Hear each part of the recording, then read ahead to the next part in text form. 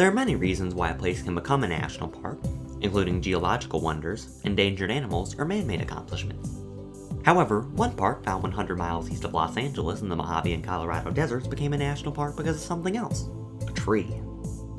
Join us as we delve into the lore of the unique environment of Joshua Tree National Park. Yucca brevifolia, or Joshua trees as they're commonly called, dominate the landscape of the South Californian park, poking up out of the ground as stickly silhouettes.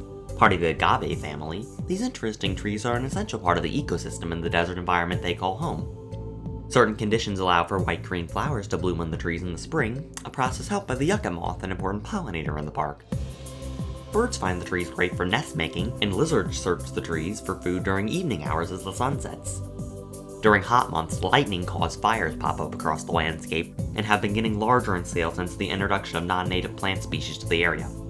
While regrowth is slow, Joshua's trees still rise from the ashes but are often used by rodents as food or killed off by droughts.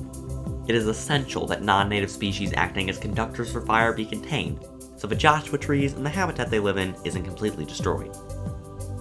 The trees of Joshua Tree aren't just a spectacle to see, they're also useful to humans. The tough leaves of the trees were used by the native people in their baskets and sandals, and flower buds and seeds were eaten as part of their diet. Three main tribes who lived on the land were the Serrano, the Kamahuevi, and the Kalia, who remained in the area until as recently as the 19th century, when expansion by the United States tragically caused them to relocate from their native lands.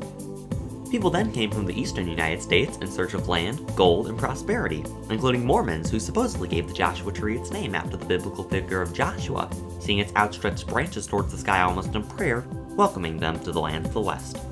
The trees then took on a new use as fencing and corrals for miners and ranchers as the land began to be inhabited by more and more people.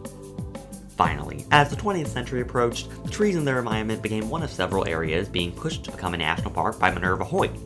Hoyt hired biologists and ecologists to give the potential park credibility and reasons worth protecting.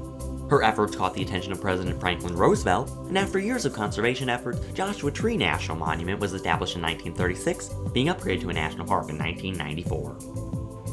While the trees are the main highlight at the park, the landscape also offers many interesting features, and the park's many roads and trails wind their way through the area, showing visitors the best of what Joshua Tree has to offer. The Lost Horse Mine Trail, for example, goes to one of the park's former gold mines, giving hikers a look into the mining history of the park. Other shorter trails provide views of attractions like Skull Rock and panoramic vistas of the surrounding mountains.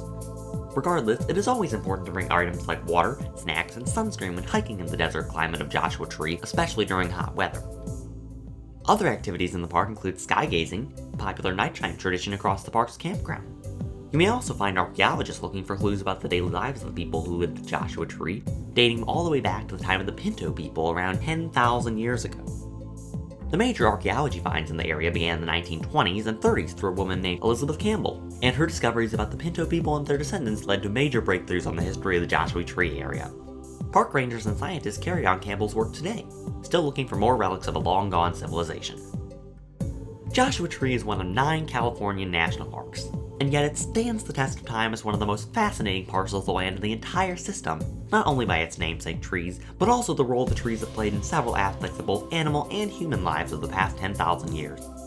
As life continues to adapt to its surroundings into the future, Joshua Tree Park will provide, as it always has, a source of life, beauty, and regrowth.